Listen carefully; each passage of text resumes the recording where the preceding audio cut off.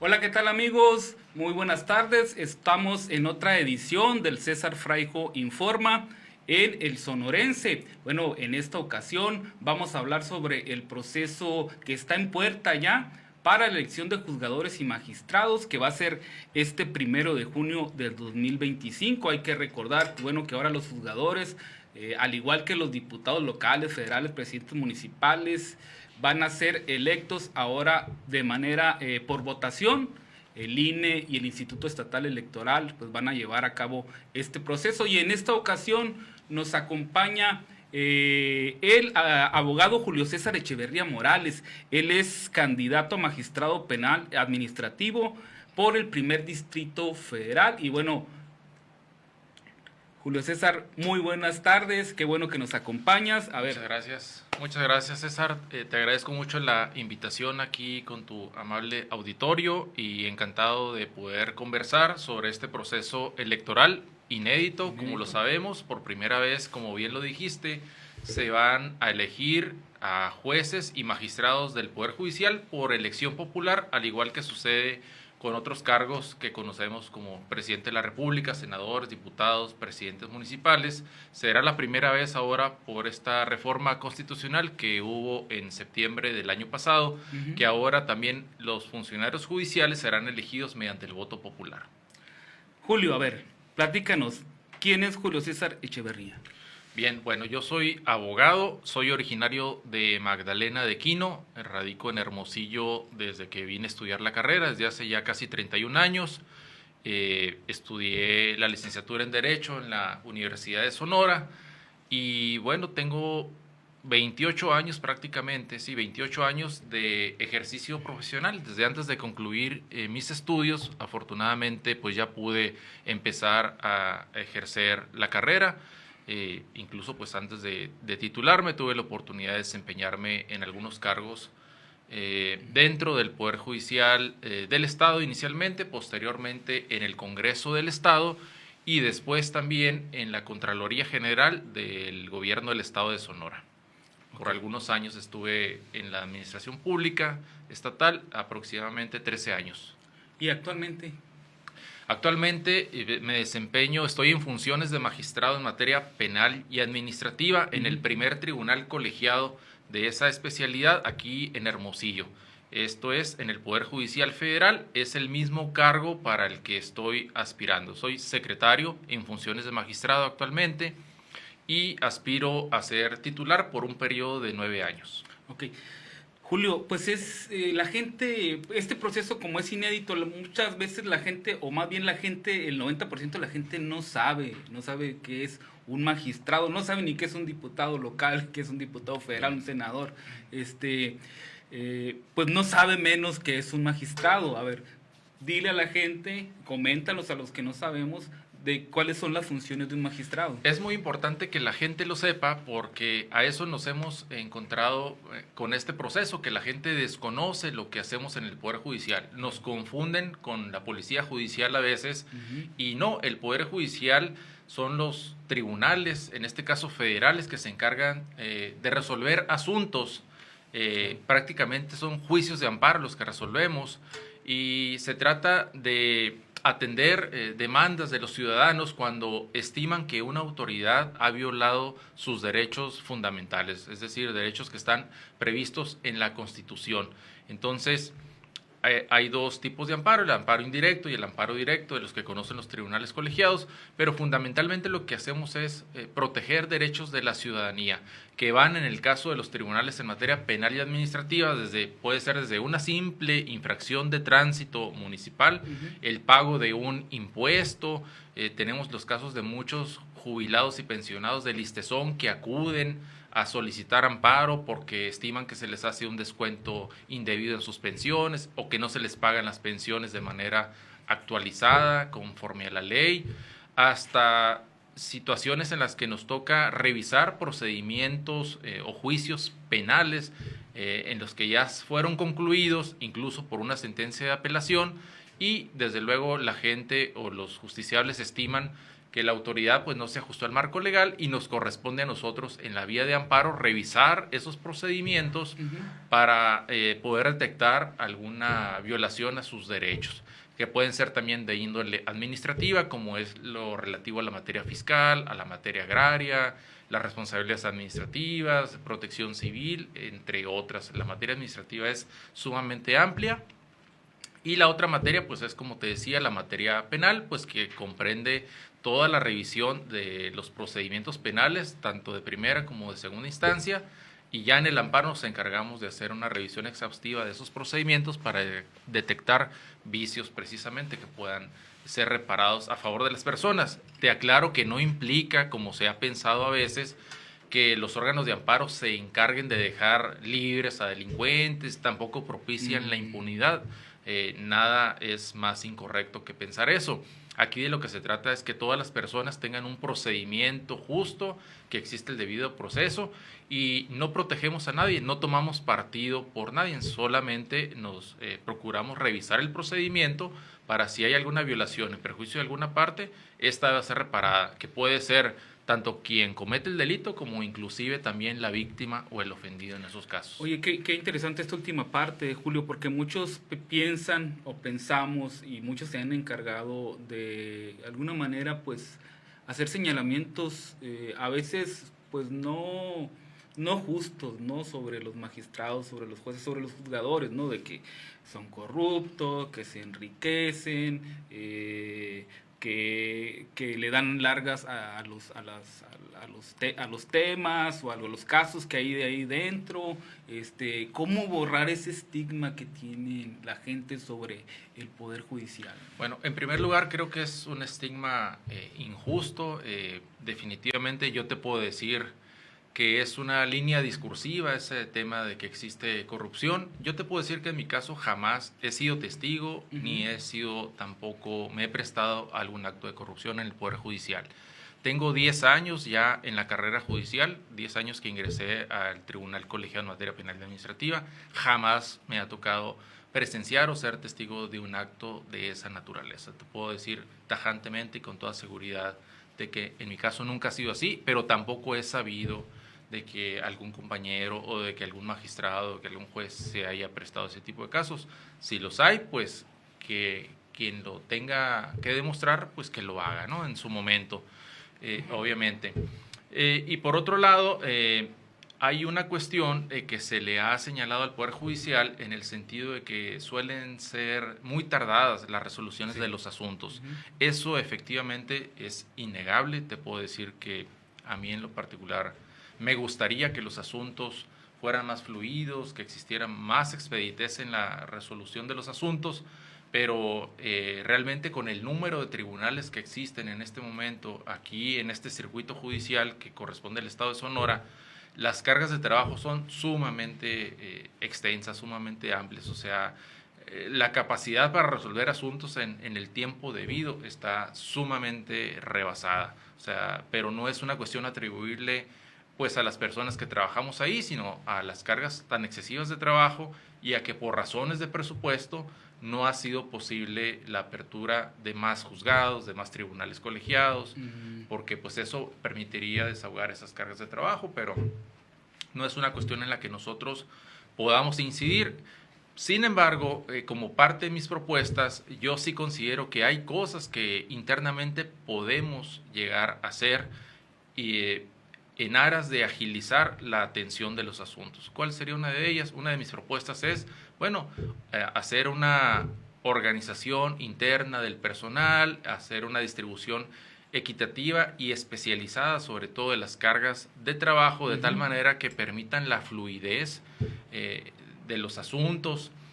También hacer uso de todas las herramientas tecnológicas que están al alcance actualmente, incluyendo la inteligencia artificial, por ejemplo, no te voy a decir que para hacer un copy-paste de las sentencias, pero sí puede ayudar en gran medida al trabajo jurisdiccional que hacemos ahí todos los días, que hay trabajo, una parte es de fondo y otra parte es de hacer antecedentes de los asuntos, es trabajo mecanográfico que puede en alguna medida verse agilizado.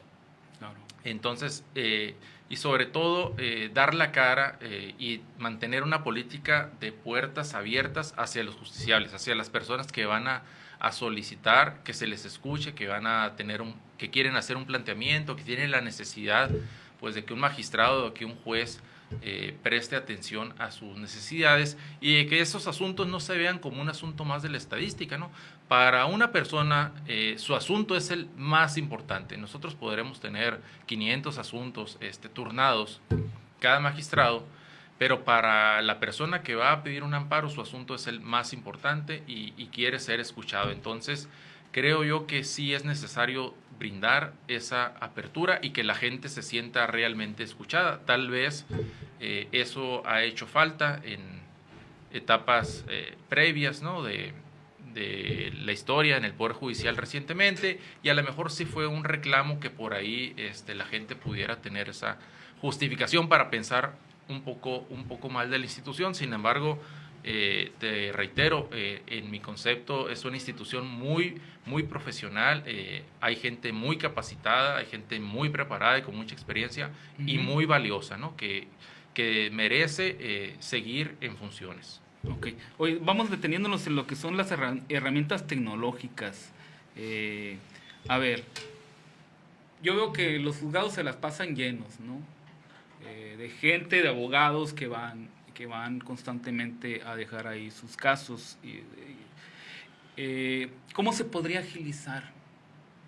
Porque, por ejemplo, yo creo que puedes mandar por vía correo electrónico.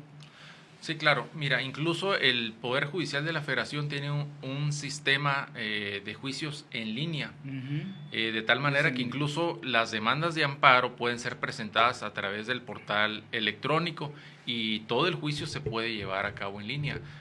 Creo que debemos de fortalecer y darle más difusión a esa herramienta y poderla aprovechar más intensivamente. Entonces, eso sería, creo yo, que una manera de que los juicios fueran menos engorrosos y sobre todo de que hubiera menos papeleo. Ahorita no es algo nuevo, sino que el Poder Judicial ha venido transitando hacia la tramitación de los juicios en línea, de manera que ahorita lo que se le da más prioridad es al expediente electrónico que está en los sistemas informáticos, sin dejar de lado todavía el expediente impreso, que es lo que estamos acostumbrados. Pero ya hay un sistema de juicios en línea que es muy eficaz, es muy eficiente y ahorra desde luego mucho tiempo. Oye, también. pero ahí tiene que haber también capacitación para el abogado, ¿no? Así es. Porque la verdad es que, con todo respeto, pero hay abogados que les da miedo mandar un correo electrónico, o no saben o desconocen, pues, ¿no? Bueno, a eso nos hemos enfrentado también. A veces los abogados presentan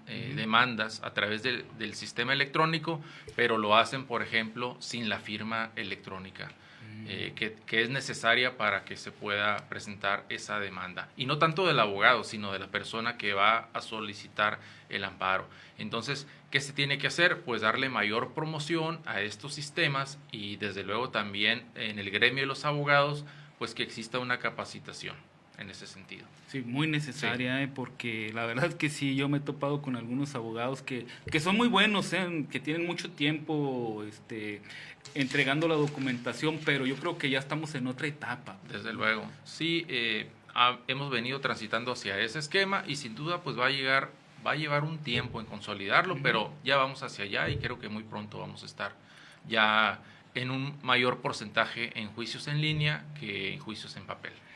Promover la redacción de sentencias claras y sencillas. Sí, son muy engorrosas a la hora de leerlas. Sí, muchas veces para la gente, para la persona, el justiciable, no para el abogado, sino para la persona que va a acudir al amparo, realmente a veces entender una sentencia le cuesta mucho trabajo porque a veces está llena de conceptos o de tesis o de enunciados redactados desde luego con el formalismo jurídico, pero no con el uso de un lenguaje común.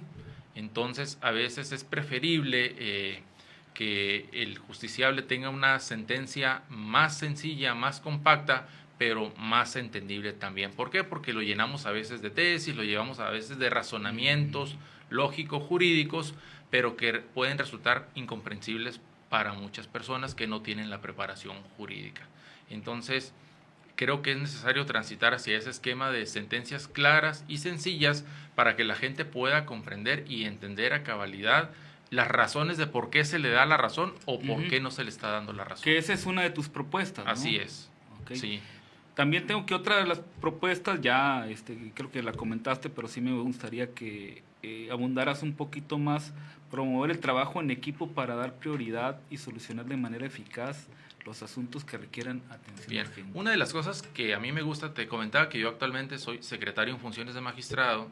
Esto quiere decir que pues estoy a cargo de una ponencia en el tribunal colegiado, y entre el personal secretarial pues existen diferentes perfiles. Algunos abogados secretarios les gusta el derecho penal, otros les gusta el derecho agrario, otros les gusta el derecho administrativo, se les facilita más.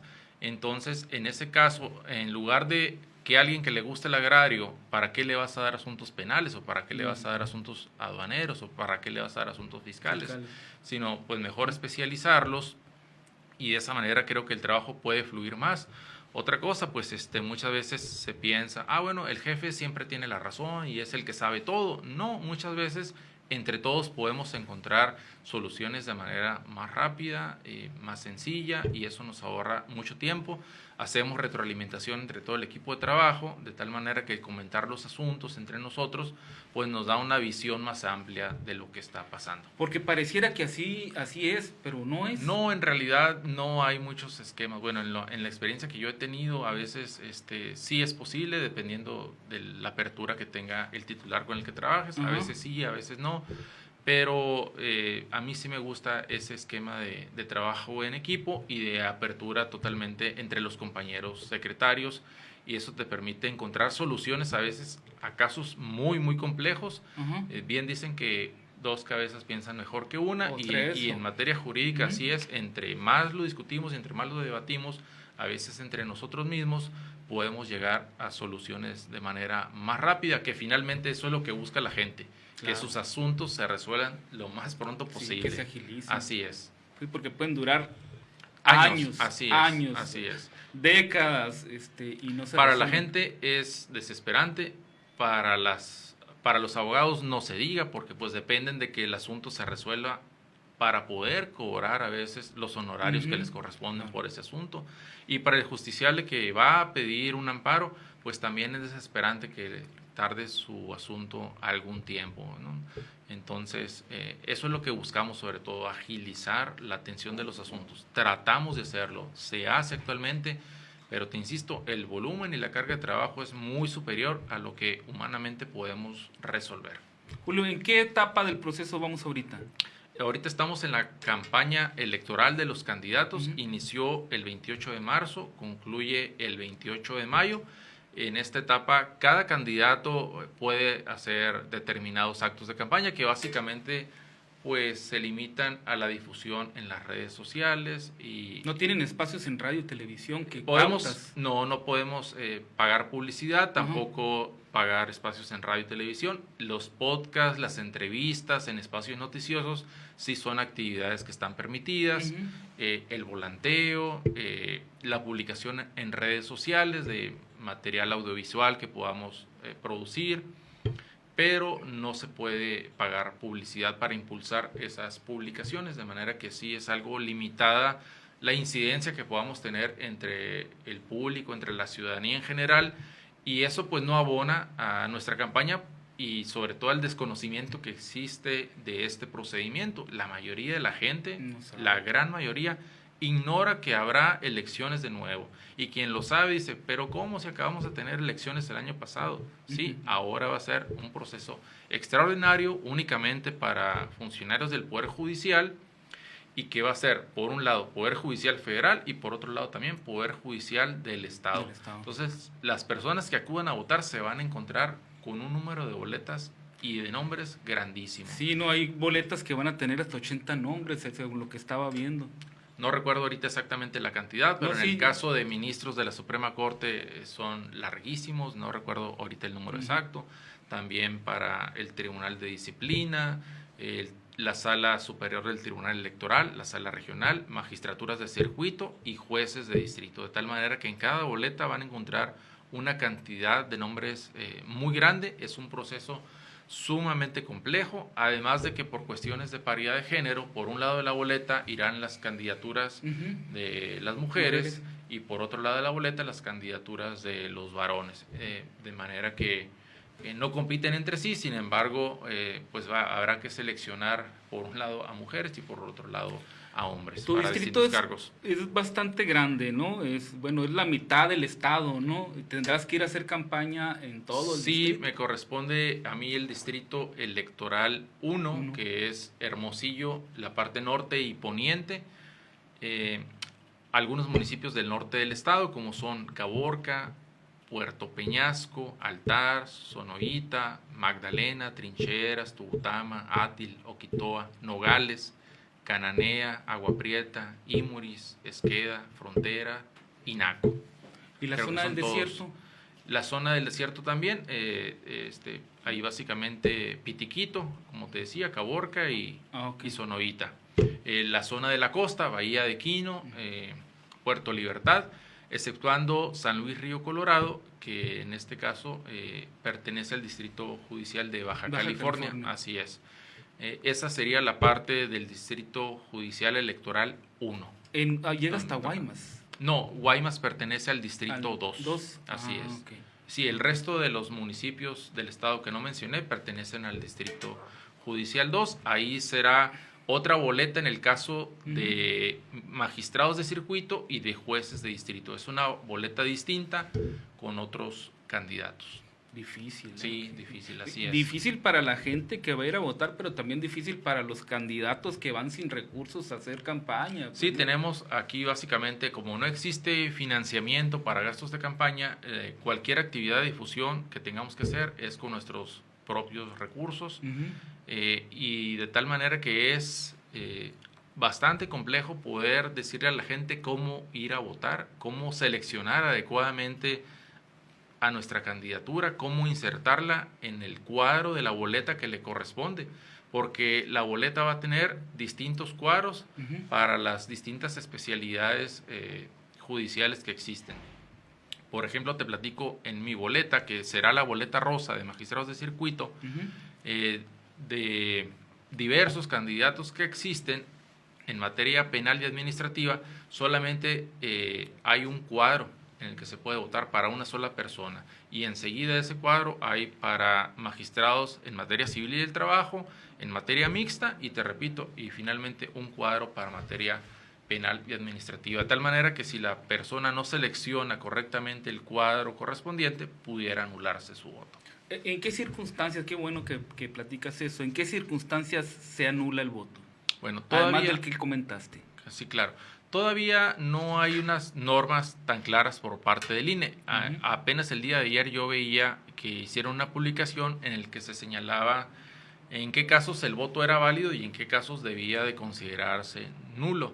Pues prácticamente te dicen que es válido cuando seleccionas el número de la persona candidata y la insertas en el cuadro correspondiente, pero no te dice qué pasa si en lugar de insertarla en el cuadro correspondiente la insertas en otro cuadro o en otro lado de la boleta. Entonces yo estimaría que en ese caso pues también pudiera considerarse nulo. Sin embargo, todavía no son del todo claras esas reglas. Hay quien dice que el voto también puede ser válido por el solo hecho de subrayar el nombre en la boleta, pero no he encontrado el respaldo de esas afirmaciones, de manera que habrá que dar más información por parte del INE. Ok, entonces hay que esperar a que lo que defina. Es correcto, así es. Oye, pues ya entrando en la recta final, Julio, pues invita a la gente a la que nos vea, a la que nos sigue en el Sonorense y en mi podcast, el César Fraijo, a que ejerzan ese derecho que ya es constitucional de votar ahora por los juzgadores. Yo no sé porque ha habido muchas críticas de que no, ¿cómo es posible que ahora los juzgadores van a estar en las boletas electorales? Y otros dicen que sí, pues no, hay una discusión ahí, una fricción ahí de que sí deben aparecer, de que no deben aparecer, pero bueno, ya está el proceso. Finalmente ya es ley, ya está ley. En la Constitución, son las reglas que hay y hay que participar con esas reglas, o bien, pues por la vía legítima, pretender cambiarlas. pero el caso que esto ya está en la Constitución es el sistema que hay y no tenemos otra más que participar con estas reglas, los que aspiramos a ocupar un cargo en el Poder Y que Judicial. haya solo parejo, ¿no? Así es. Los que aspiramos a ocupar un cargo, pues debemos de sujetarnos a estas reglas. Ahora, es importante que la gente atienda este llamado, ejerza su derecho al voto, es muy importante, porque solamente de esa manera la gente puede asegurarse de realmente ser escuchada, tratándose de cuestiones de justicia. Luego hay muchas quejas por parte sobre todo del gremio de los abogados o de la ciudadanía. Cuando alguien tiene un problema legal y le va mal o se siente que no es escuchado, pues ahí es cuando las personas se enfrentan a la realidad del sistema de justicia. Entonces la manera de podernos asegurar de que el sistema se mantenga funcional, de que realmente atienda la función social que tiene, que es impartir justicia a favor de la gente, que es sobre todo reparar los abusos de autoridad, porque el Poder Judicial de la Federación se encarga precisamente de proteger derechos cuando son vulnerados por una autoridad. Nosotros no resolvemos controversias entre particulares. Siempre en nuestros asuntos es un ciudadano contra una autoridad. Entonces, luego hay mucha gente que se queja de las autoridades. Para eso están las vías del amparo, para hacer valer nuestros derechos, para que la gente pueda realmente obtener un beneficio, que se le respete algo a lo que le pertenece. Entonces, es muy importante que si queremos tener un sistema funcional a cargo de personas que tienen capacidad y experiencia, que la gente se informe quiénes son los candidatos y que elijan al que mejor les parezca, que vayan por gente desde luego capacitada, experimentada, que escuchen sus propuestas, que escuchen las propuestas, así es, que vean las trayectorias de cada quien, que vean cuáles son sus méritos, su preparación académica, su trayectoria laboral. Entonces, en ese sentido es muy importante que la gente se informe. Toda la información de los candidatos está en un minisitio del INE que se llama Conócelos. Y aparte, tanto la mayoría de los demás candidatos como yo estamos haciendo pues una actividad muy intensa a través de las redes sociales para dar a conocer precisamente nuestro perfil profesional, nuestra trayectoria y nuestras propuestas, de tal manera que pues en las redes sociales, Facebook, Instagram, etcétera, pues podrán encontrar seguramente bastante publicidad por estos días. Entonces, en la boleta electoral te van a encontrar como Julio César Echeverría. El número 14 en la boleta, ese número tiene que ser insertado en el tercer recuadro del apartado de candidatos varones, que es el que pertenece a magistrado en materia penal y administrativa. Insisto, es el Distrito Judicial Electoral número 1, Sonora Norte, Hermosillo, hacia el norte del estado. Bueno, y vas a andar por allá, ¿no? Sí, claro, la idea es también tener contacto, desde luego, con la gente de los demás municipios, acercarnos, si hay interés por escucharnos, y ojalá que podamos incentivar a la gente a votar, porque sí es necesario que tengamos todos un poder judicial pues que nos proteja de cualquier abuso, de cualquier ilegalidad. ¿Algo más que quieras agregar, Julio César? Solamente agradecerte, me pongo a tu disposición para cualquier duda de ti y de tu amable auditorio. Búsqueme en las redes sociales como Julio Echeverría o como Julio César Echeverría Morales. Puedo tener cualquier acercamiento, cualquier planteamiento que me haga la gente, con mucho gusto estoy para atenderlos. Muchas gracias. Muchas gracias. Y bueno, y al auditorio decirle que este es un proceso inédito, como coincidimos el tocayo y yo, y que comparen, que contrasten las propuestas de quienes van a competir por los diferentes cargos a juzgadores, y que el día de la elección voten por la mejor opción. Ese es mi mejor deseo, y eso es lo que a mí me gustaría que pasara, por el bien del Supremo Tribunal de Justicia y por el bien del Supremo Tribunal de Justicia de la Nación. Muchas gracias y muy buenas tardes. Gracias. Seguramente has escuchado hablar de un magistrado, pero ¿sabes realmente qué hacen y por qué su trabajo tiene que ver con tu vida diaria? Un magistrado es quien se encarga de resolver los juicios de amparo cuando una persona considera que una autoridad ha vulnerado sus derechos más básicos, como el acceso al derecho a la salud, a la educación, los derechos a la libertad, el pago de pensiones, entre otros. Con sus sentencias corrigen errores legales que pueden cambiar vidas. Por primera vez, este 1 de junio, tú podrás elegir a quién ocupará este cargo. Infórmate, participa y decide. Vota Echeverría.